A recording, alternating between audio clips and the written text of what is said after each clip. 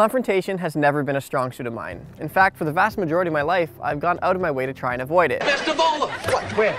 Outside, I just saw him outside! Which in the moment seemed good, but it leads to two pretty troubling things. One is the suppression of your true feelings, and number two is you becoming less of yourself and more what you think is commonly acceptable. Here are 6 surefire responses that I've come up with that I found to be particularly effective in dealing with angry or rude people to help you get to that point where cooler heads can actually prevail. Oh, thank God. Number 1 is thank you. I beg your pardon? Now I know that's probably the last thing that your ego mind wants to say when faced with confrontation, but that's what makes it so particularly powerful. By saying thank you, you not only tell the other person that you appreciate and respect their opinion, but that you also tell your ego mind that you're going to take a step back and look at the bigger picture before reacting. Number 2 is just listening.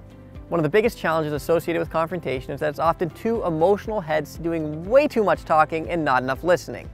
By just listening and not saying anything, you not only give the other person an opportunity to say absolutely everything that they have to say, but you also make them actually think about what they're saying, since there's nothing else being said for them to process. Like the sound of that. Number 3 is let's talk about this tomorrow. Now I know giving their mind even more time to process reasons as to why they're angry at you may seem counterintuitive, but the good thing about waiting till at least tomorrow is that you guarantee one thing.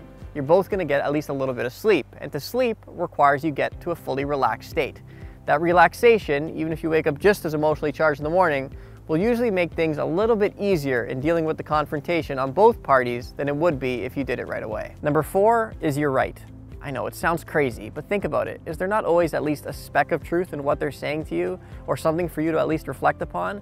You may not be an asshole, arrogant son of a bitch, but maybe you are being somewhat selfish in your thoughts, and there's something you can improve about the way you approach people. So don't be afraid to give them credit for what they're saying and show them that you're going to reflect on it and try to make yourself a better person. Number 5 is let's ask somebody else. Now I know not really many people in this world like to be thrust into the middle of a confrontation, but if you do manage to have somebody that comes to mind, especially someone who won't be biased to one side or the other, I would definitely take up that opportunity. Chances are the person's going to be able to provide a perspective that neither one of you could ever come up with, both being so emotionally charged and directly involved in the situation. Number 6 is let's forget the past and instead focus on what's happening right now. There's nothing that convolutes confrontation more than bringing in the baggage from the past. Instead, try to get both yourself and the other person to come to a point where you're going to focus on what you're going through and what you're feeling right now, rather than bringing in any of that old stuff.